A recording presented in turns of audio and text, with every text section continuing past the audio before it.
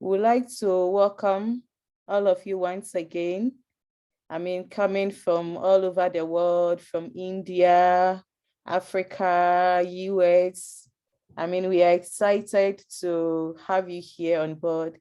This is OneQuantum Ghana community.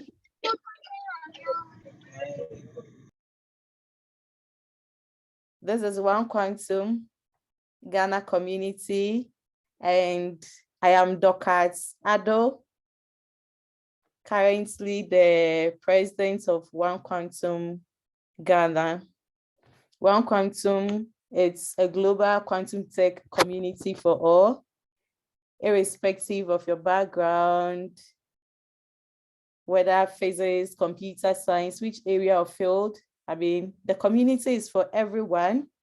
It's a very friendly community. It's a learning community. And our vision is to be a global force for good in quantum tech and also support humanity's transition into quantum era as well. So enabling everyone to contribute, to learn, to get involved, and also to share your wonderful ideas and your research with us as well. So aside community building, we also have mentoring session programs. We also do talk about career opportunities, and we build ourselves together in terms of skills. So when it comes to projects, education, whether internship and all that, all these opportunities are available for all of us to tap into. So we are happy to have you. We've had, if this is your first time, you are not too late. We've had other programs where we had people sharing their quantum journey with us to inspire us and to get us started. So you are not late. The train has just, started to move, and you are welcome at any stage, at any career stage as well. You are welcome to join the quantum train. Today, it's one of its kind because it's a research seminar we have, and this is our first research seminar.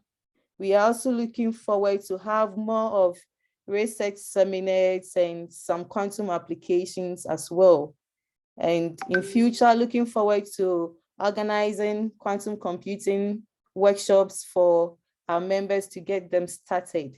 So please join the community. As the talk go on, we'll keep updating our chats with links on websites you could visit to learn more, communities you could join as well to learn more. So don't miss the chat as well. Thank you so much. And we are happy today to have our brother, Etsiama, who is going to be our host today for our first research seminar. So thank you. I'm so grateful to all of you for joining in. And I hope we learn much from today's seminar. Thank you.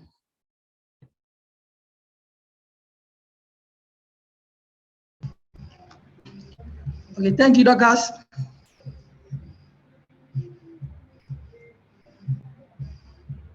As Dorcas said, OneQuantum Ghana is actually a community, and we aspire to go global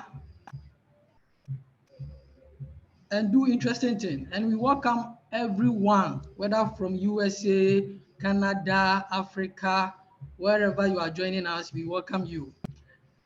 I want to welcome any lecturer over here that we are happy and excited to have you on board.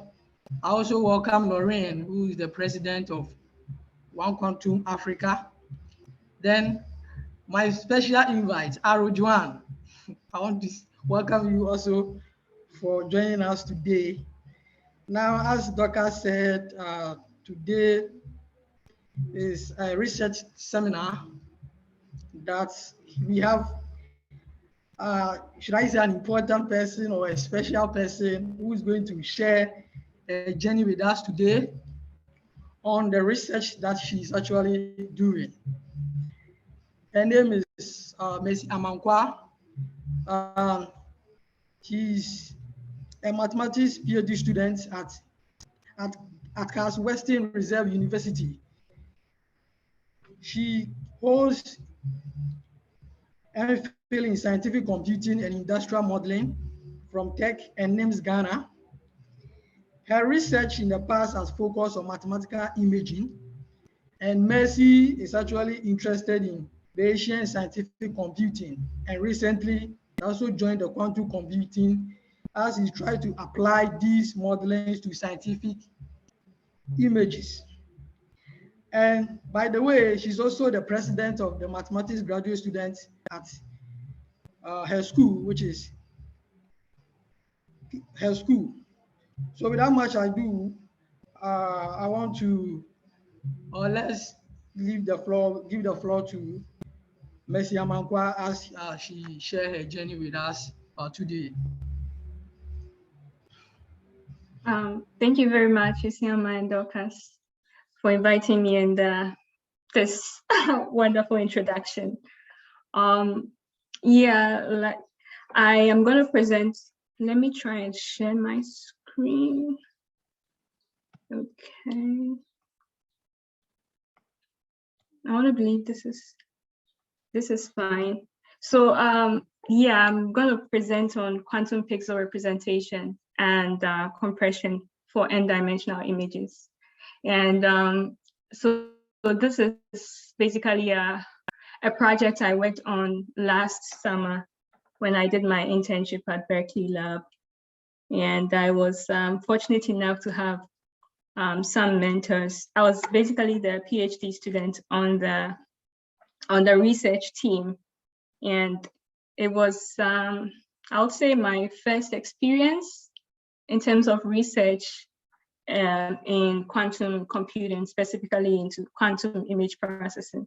So yeah, Talita, Roel, Wes, and Dan, they basically mentored me and they guided me through the entire research experience. And wherever they are, I just want to say thank you to them. So yeah, this talk is going to be about the work that I did during the summer. And to start with, I'm definitely going to be talking about quantum image processing. And usually when you talk about quantum image processing, you will come across these major steps in the entire process, in the sense that you first of all have to represent the image in in a form, in a state that the quantum computer will understand. And then you can go ahead and apply like some image processing techniques under the analysis, under image analysis. So here we will be applying, you could be applying, doing image filtering, segmentation, whatever. But when you finish, you do get results. And to generate the results, you might have to take a couple of measurements to be able to get your the results that you want. But then in terms of my research, we will be focusing on just the first step, which is the representation. Basically, how we represent this as a quantum state, the image here, or any video or high dimensional image as a quantum state. So that will be the focus of this particular talk. And before that, I just want to give an overview of really what we did in the research. So indeed, there are actually other quantum image representation methods that exist. Some of them are very, very popular.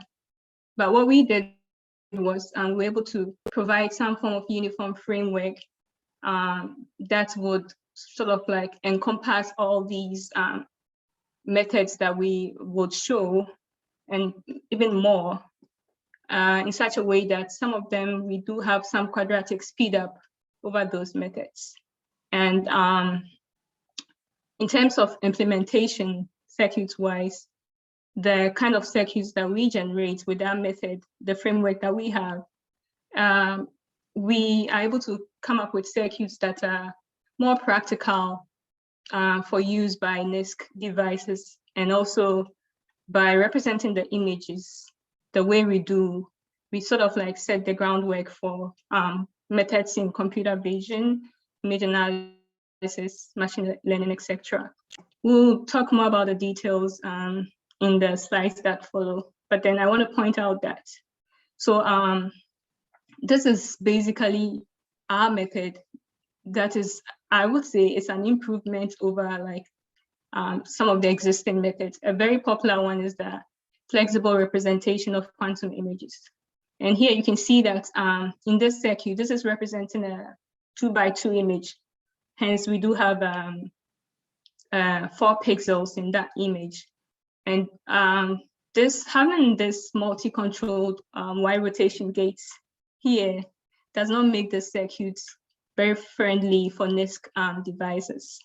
But then if you look at our method here, we don't have like this extremely complex gates. We do have like more single qubit gates and then some CNOT gates. We would talk more about this in the slides that follow. Another thing that we did was we're able to show some good results, really good results for compression. As you can see here, even at 75, we have a good compression. And depending on what application you want to use the images for, you can still use a 90% compression here. And this is a very like detailed image. It has like so many features here, but we've still been able to compress it even to 95. So yeah, basically this is what we will be talking about. We'll be talking about how we've used our method to reduce the complexity of quantum image representation methods like these circuits, and then also we will demonstrate how our method works, like it's really showing compression. So yeah, to set the ball rolling, I want to talk about some, well, just show you a few quantum image representation methods that are very popular in literature. So if you take the FRQI, NEQR, the MCQI, and the NCQI, these are very popular methods in literature. And most of the methods that have come later actually are built based on these methods. Some are improvements. For instance, if you take this IFRQI by Khan, it's an improvement of on this FRQI in the sense that it tries to reduce the complexity of the circuits, or the circuits generated by this FRQI. However, it does so by introducing ancillar qubits. And it's emphasizing this because when I talk about our method, you realize that we are not introducing any more qubits, but yet still we are able to reduce the complexity. So these are methods that are already existent in literature. And the common thing about these methods is the way they encode position and color information in the quantum state. There's like some form of flexibility, which you'll see in the way they encode their information in terms of position and color. And how do I get rid of this thing? Okay. And then also when you're performing image processing operations, you can do that simultaneously on all the pixels. So I want to talk a little bit about our method, which we call the QPixel. So this is a way of really encoding image information in a quantum state.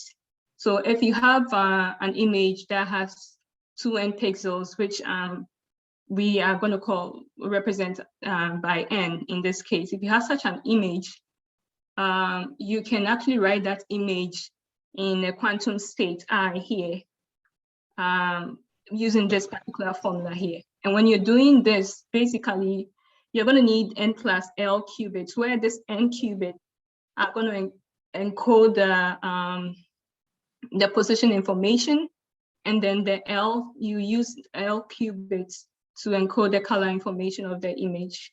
And this basically it's accounting for the position, and then this is for the ket CK here is for the color information.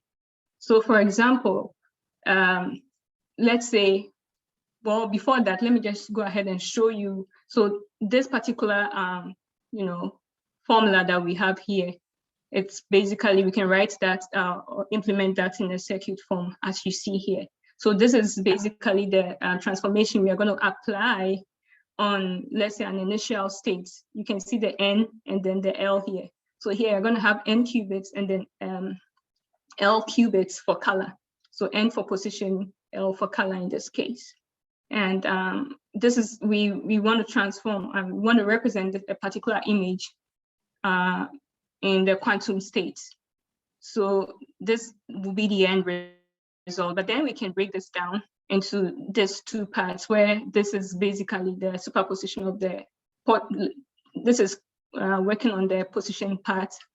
And here is where the real work lies, in the sense that when we are trying to account or get the complexity, we would see that this contributes massively into, when we are trying to get the complexity. Now, so I mentioned that the CK portion, the UCK portion, really, that's what encodes the color information. But then let's just take the simple case. That's the flexible representation for quantum images. That's the FRQI. It's really it uses one of the simplest color mapping to encode this color information. So if you have the image like a grayscale image, here the FRQI, we mentioned that you use L qubits to encode the color information. So here our L is just going to be 1 qubit. So our L in this case is going to be 1. And as such, we are going to use this formula here to encode the color information, where the angles that we have here, this angle is written as this. And by this, I mean this GK is the grayscale value. And then this K is the maximum. So if you have, let's say, the grayscale range between 0 and 255, this K will be 255. So if you end up with a GK, like the pixel, the grayscale value being 255, then you are going to have the angle being 90. And if you have a 0, then you're going to have a 0 here. So in a sense, you're actually going to have these angles being between 0 and then pi on 2. So let's take an example for let me put this. For a tube, okay. I'm not sure where to put this. Okay. This is blocking my, anyway. So for a 2x2 image, we expect that image to have 4 pixels. And in this case, you are going to have two of the qubits encoding the position. And then you use 1 qubit based on this FRQI here. We would use just 1 qubit to encode the color information. And here you can see the first part, which was the Hadamard. And then below here is where you have like more multi-controlled Y rotation gates. And you have this for each of the pixels that you have in the image. So for a 4 pixel image, we are going to have 4 of these multi-controlled Y rotation gates. And now let's take a look at just one of them. Okay, so if this is how we decompose like one of the multi-controlled Y rotation gates, as you can see here. But then we do have 4 of these. So to actually complete the circuit, we have to replicate this. I mean, depending on which, how the controls are, replicate that, 4 times. And that's going to give us a more complex circuit, as you can see here. So we do have more gates in here in an attempt to, simplify this multi-controlled Y rotation gates. So in actual fact, just for the using the flexible representation for quantum image technique by Lei et al., we end up with roughly 42 Y rotation gates, and then 32 C0 gates. And what you will realize is that just for the Lei et al.'s method, you actually, the circuit is going to need n squared, where n squared is basically the number of pixels involved. So the complexity is going to be of this order. But then, so this is basically the color encoding part of when we use the Lei et al.'s method. But then if we you can take a look at Motonen's work. He describes how to use uniform controlled rotations. And basically, when we apply that, we can actually, instead of implementing this, we can implement this whole circuit using just this simple form. And we won't end up, decomposing this and decomposing all these to have that, very complicated circuit. So this is a very big highlight in terms of our work, what we did.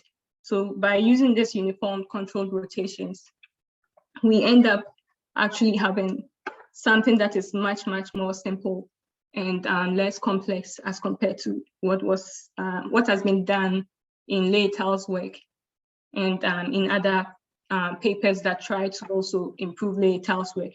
And we did this by still maintaining the same number of qubits that was used in Lei et al.'s work, that is the FRKY. We didn't add any ancillary qubits, which is a plus for us in this case. Now, here you do notice that the angles that we have are different here. We have a new some transformation that's been applied. You have a theta hat here in all these cases. And basically, you are able to get that by solving this system using the fast Walsh-Hadamard transformation. So an example of how we apply, the results that we get when we apply Lei et al.'s method, and then when we apply our method, you can see that here, if you apply for each of these numbers that you see here, if you apply Lei et al.'s method, even here, you have a huge number of Y rotation gates and C0 gates. But then if you compare it to our method, you can see that we have very few Y rotation and C0 gates. And the reduction in both the C0 and the Y rotations, you can see it's very high in all the cases. That is to buttress the fact that when you use the uniformly controlled rotations, it drastically reduces the complexity of the circuits. And basically, we do see a linear scaling in terms of the number of pixels that you use, that the image has. Now, representing the image is one thing, but then we can also look at an application after we've done the representation. An easy application from here is the compression, in the sense that the way we, once you apply the fast Walsh-Hadamard to solve your, for your angles, right? You end up with this theta hats. And to do your compression, what you can do is you can set a threshold and say that if you have the angles being less than this particular threshold, then you want to set the angles equal to 0. So basically, if we assume that these angles are the ones that are less than the threshold, we set them equal to 0. And by the way, these are Y rotation gates. So we use these angles, but for simplicity, I left out the RY here. So here, once we have our 0, then we know that these are actually going to vanish, and we end up with the circuit with these Y rotations removed, and we end up with having the C nodes, right, following each other in this case. And the interesting thing is these C nodes have the same target qubits. It's just that they have different controls. But you can have some situations where you have the some of the C nodes having the same control qubits, like this one and that one. And in this case, then these will be like, those ones will be removed because they become an identity. And so here, if you look here and here, this and that will be removed, as well as this portion and this one. So we end up with a circuit from this circuit. We actually have been able to reduce it to this particular form. And that is basically the compression algorithm. And if you want to know more about the compression algorithm, it's actually, we've written it in detail in our paper.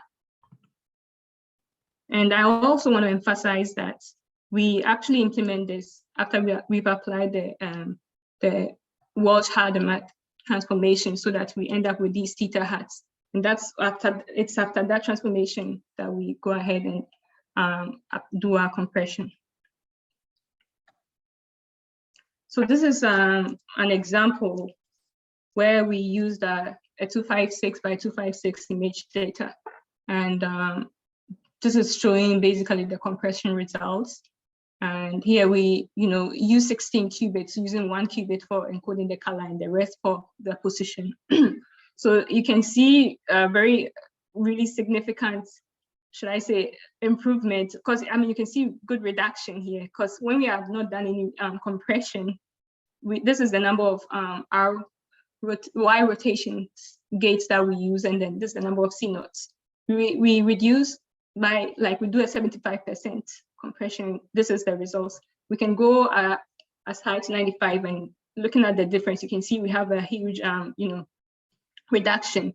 So once again, depending on the application that you're using the image for, you can use this compression or this. And 90% compression is very, it gives a really good, should I say, the image. You can see that the image is still not distorted.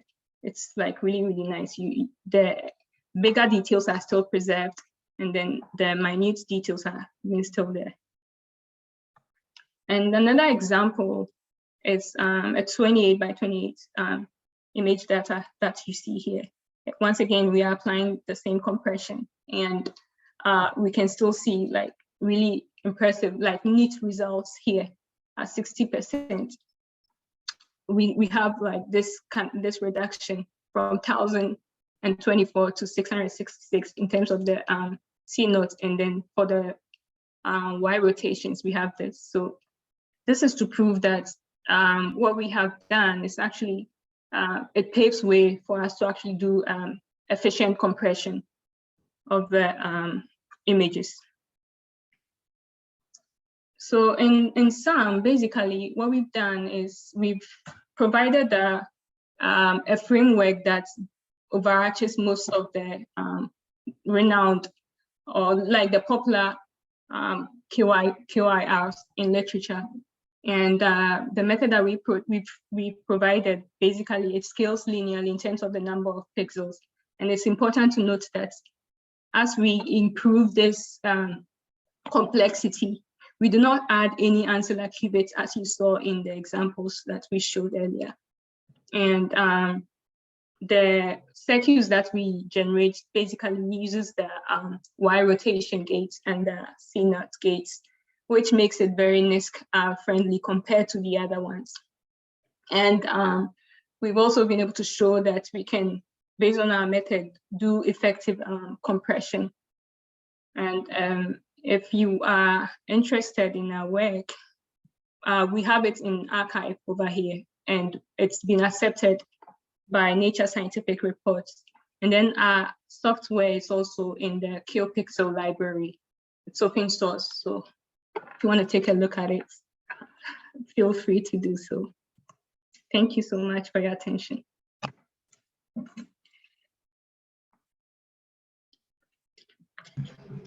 Okay, thank you, Mercy, for such a wonderful presentation.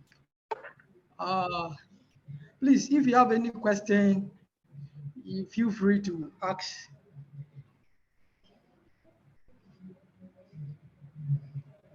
Okay. Mercy, I have a question. Let me just ask my question first. Mm-hmm. When you were presenting, you made mention of the time complexity of Lee-Ital's work, which is n2 power 2. But Mhm. according to yours, I didn't see any of such thing inside. Did you consider that in your work? The complexity is in terms of the number of pixels. Okay. Not sure if I added this to my appendix. Let's see, maybe I do have some extra. So basically,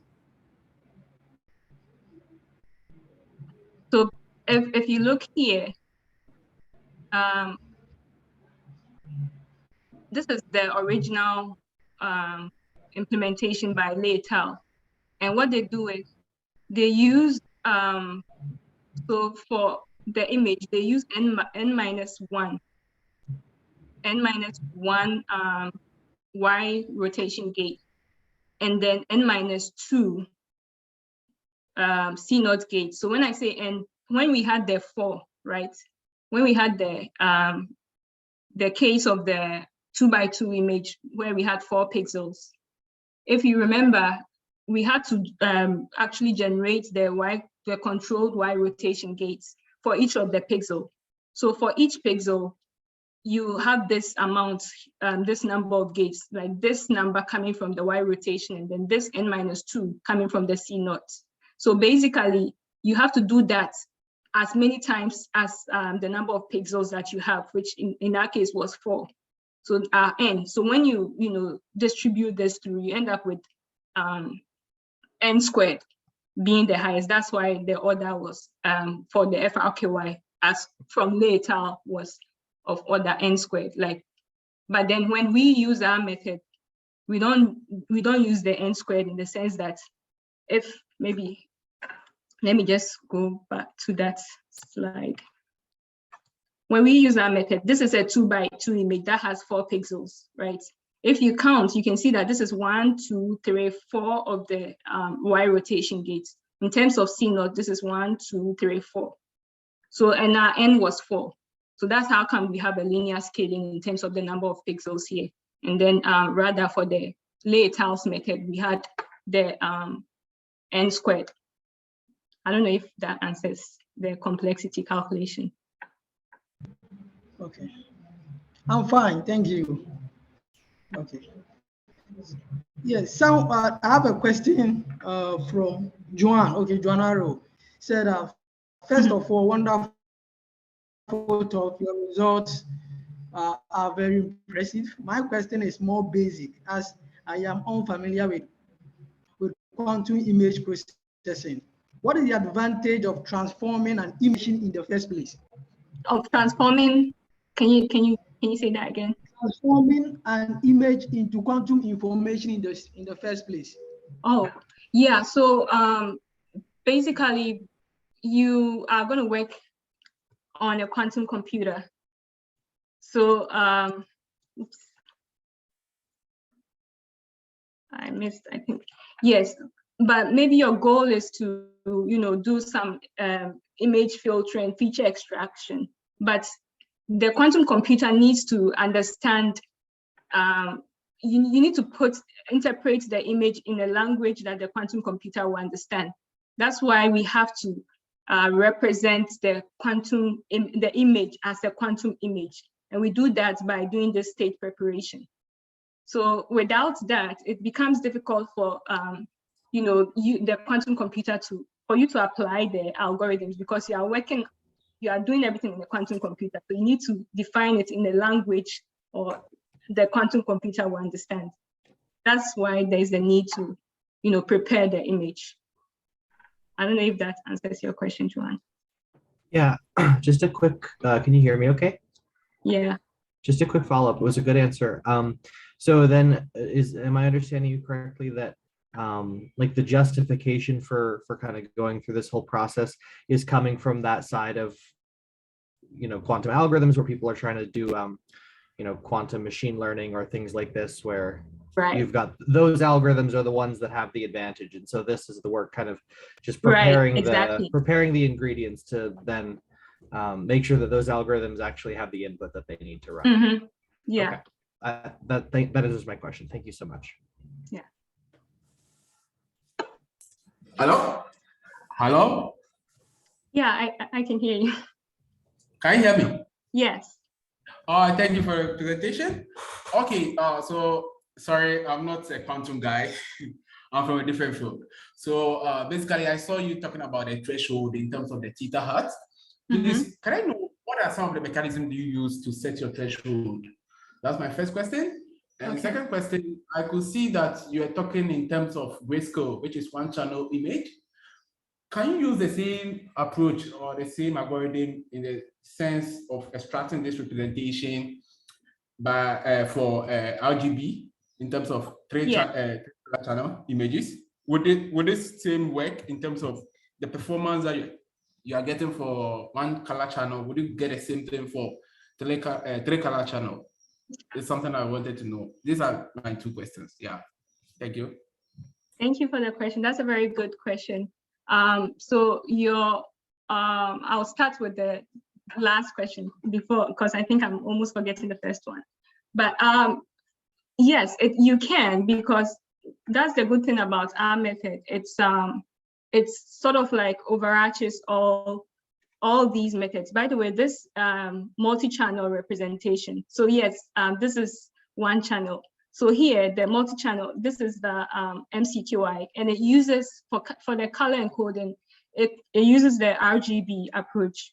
So you end up using three, originally, this uses 3 qubits to encode the color information. And we can actually use our method, because of the way we've framed this, we can actually use this to also encode, like if you have a multi-channel image. It's just that you have to define your color encoding to suit it. I don't know if that answers. So yes, you can do that. And your first question, can you repeat? My second question was on the theta hat, the threshold setting. Right. So about setting the threshold. Yeah. So with the threshold, I'm not sure. We don't use like any renowned method to set the threshold. The only thing that we do is, after we've applied the fast Walsh hard math, we end up with sorry, this keeps blocking. We end up with like these theta hats. I wish I can. So once we solve this with this fast the Walsh hard math transformation, right? We set, well, for now, we set, like, we decide, okay, let's set this threshold. Let's say that we want to choose this number, let's say 20 or 5. So and we decide if any of the angles is less than 20 or 5, then we can go ahead and set those angles to 0. That's basically what we did here. So I don't know of any special technique that we used in setting the threshold. Oh, okay. So I was thinking, I wanted to know, maybe you tried different threshold values for which you got different performance, which was not really impressive. Oh yeah. Yes, so we did try different values. So when you try the different values, that gives you the different. So here we probably tried, so we tried maybe 20 or something. We can decide to try 30, and that would correspond to these, should I say, it will help us know like what we are eliminating. I don't know if what I'm saying makes sense, but if I decide I'm setting it, I'm using like an angle 20 or an angle anything below 20, it means that there could be, out of these, how do you call it, angles that we have here, there could be 5 or 2 of the angles that are below 20. So then I will eliminate those ones, and then I can try again. So those eliminations will help us know like these, that's in a way like will help us know, calculate these, should I say, percentages. So that is the variation that we have in this case. That's how can we able to define this percentage of compression, this percentage of compression. Okay, so I was thinking, could this be another research direction? Sorry to that's think fine. of this. Yeah, so could this be another research direction of finding a good threshold value by using some approaches that are already existing in machine learning? like grayscale search, randomized search to in a way get a good parameter, this is a parameter for which you need a good threshold values in order to know how well your algorithm performs. Could this be a research direction that you could consider in the future? I don't know. It's something I believe so. So we were more interested in, representing the images. And then after that, so this is basically the first application that we did. So I believe it's possible to actually look into that. All right, thank you. Thank you for the presentation. My pleasure. Okay, Mercy, I have a question in the chat. You say that which area or industry can we apply this? That means your studies. Which area and industry can we apply? I'm not. So what do you mean by which area? So basically, if you want to, these are like scientific images, right? So at the moment with quantum computing, we still have a long way to go. But then potentially you can be looking at medical images. You can be looking at images from the weather. So I am in my imaging research beside like quantum computing. I've been doing stuff with like security, and then sometimes also with medical images. So that I know for sure.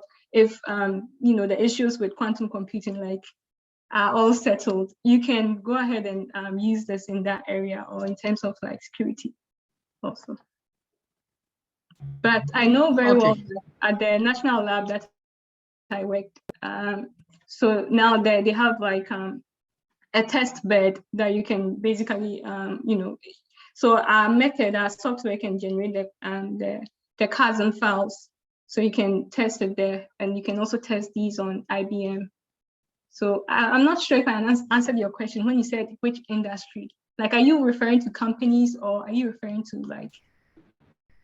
I think it's okay because you're talking about like the areas that you can apply. You mentioned the medical field, you mentioned the weather, so yeah. Okay. I have a follow-up question, which is, I know noise is actually a problem that we have in quantum. Right. Did you talk about it, or yes? Did you consider it? No, I didn't really like talk about the noise, but then I did mention the NISC devices. So yes, as much as possible, you don't want to have like too many qubits connected, and that's the good thing about our method, because we try to have more of the single qubit gate than the ones that have like the multi qubit gates. So if you look at the circuits that we had, right, this has like, when you compare this to that, you realize that this will survive. Like, it will be more practical to use this on the NISC device, which is a noisy intermediate scale quantum device, right? So this will be more practical compared to this, in the sense that here you have less qubits, you have less, should I say, multi-controlled qubits as compared to this. Here you can talk about the gate error and all those things, but the error here is definitely going to be less than this one. I don't know if that answers your question, but I didn't do a deep study into like error, like gate errors and all those noise stuff. But then this satisfies, like, this is more, our method is more practical when you want to use it on a noisy intermediate scale computers, scale devices like the, that's what I mentioned as the NISC device.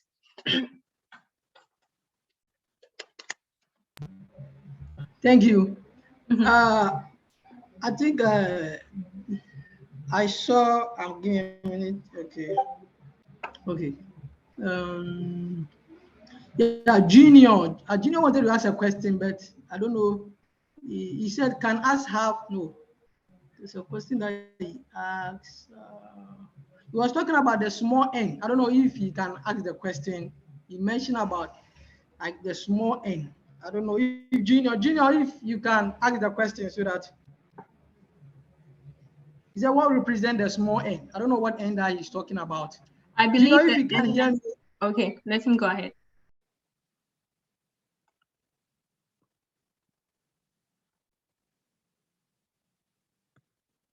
Okay, if he's not, I can, yeah, this n, right? Well, I would assume that's the end that Junior is talking about. So basically, trying to represent, let's say a four pixel image. If the image is two by if the image is 2 by 2, right, it contains 4 pixels. So this n here, right, will be 1 in that case. So sorry, it will be 1 plus 1 because I'm doing a 2 by 2. So 2 squared is equal to 4 pixels. So that's basically the n, the small n. But then what we should take into account is the fact that in the end is all the pixels like that we are gonna we are gonna represent. But most of the images that we will be considering will be like 2 to the power something. And even if it's not 2 to the power, we can pad it. I think that has been well explained in our paper if you want to look at it. But then this n is basically if you have like something like two like 4 pixel image. So in that case, this n will be 2 because Okay, 2 to the power 2 gives 4. Sorry, go ahead.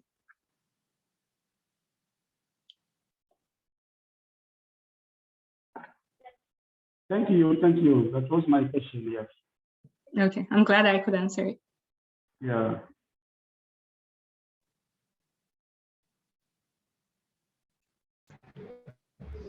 Okay. Please, if you have any question, you can ask. Please, my question is, quantum computer is not every institution that's having access to it. But do you people have a website where there is a virtual one where we can try our stuffs on? Thank you. Yeah. So with I worked at the lab during the summer. They do have a test bed, but then I believe IBM also allows you to at least run your circuit. So IBM is one place I know, and then I think Amazon, what's it called? You can check with it's a branch under Amazon like whatever. Yeah, but I know IBM. It's more almost everyone. Once you create an account, you can run your circuits there. But then at the national labs, like I think Berkeley is one place that they have a test bed, but I'm not sure it's open to public. But IBM is open to public, so if you want to run your circuits, you can run it there. If you generated your circuits, you can run it there. Thank you very much. Mm-hmm.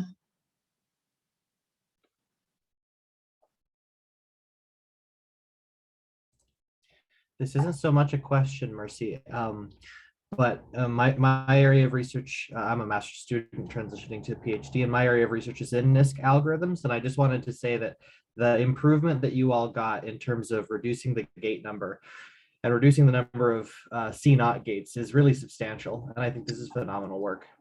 Yeah. Yeah, that looks like that'll make the difference between a circuit that you can run and a circuit you can't run in the next couple of years. Like it'll be huge. Right. Mm-hmm. Because even at like you said, we don't need to add any ancillary qubits, and then we end up with like less amount of gates. And so recently with my other like the people that I work with at the national lab, we're talking about the the next phase of this research, and that's basically implementing it on their test bed. And I could see, like, when I sat down and looked at it, I mean, you could see, like, if you try to implement the circuit designed by Lei et al., I don't know, it's definitely going to be like way too much, and the chances of making, like, having like high gate errors, I could see would be very high compared to ours. So yeah, I totally agree with what you're saying, and this was like a big breakthrough. Yeah, those multi-control gates are just impossible. I agree. I'm curious about that, the test bed that they're thinking about running this on. Is that a simulator, or do they have an actual device over at Berkeley? Was it Berkeley that you said that you worked at? Yeah, it's Berkeley. Yeah. So I did my internship there last summer, but I don't know. I don't know. I think it's the device, because let me not tell any lie here. So I'll probably like check with them to be sure. Well, here, if you'd like, I can drop my email in the chat, and then maybe we can connect offline. Yeah, sure.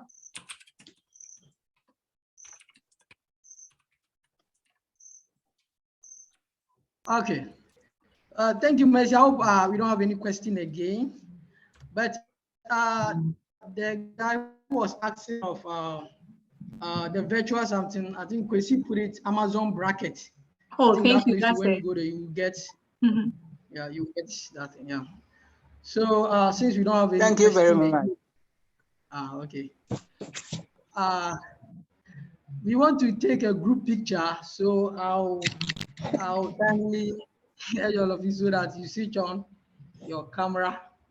Switch on your camera for us so that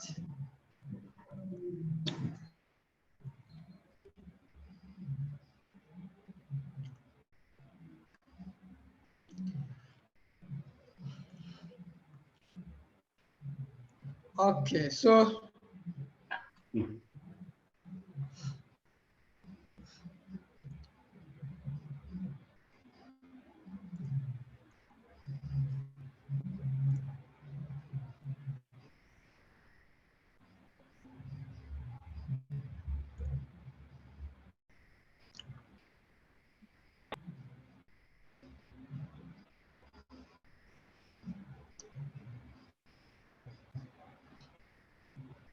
okay. So the next page.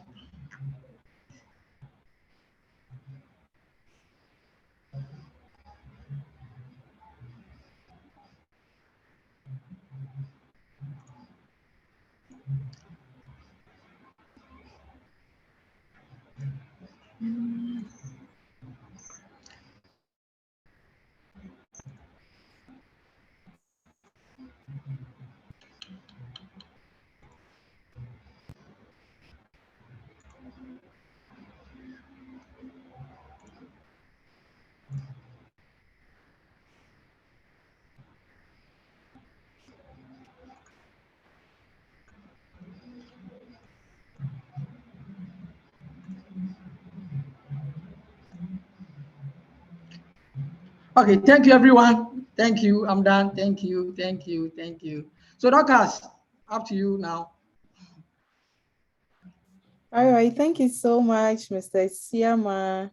And thank you, Mercy, for the wonderful presentation.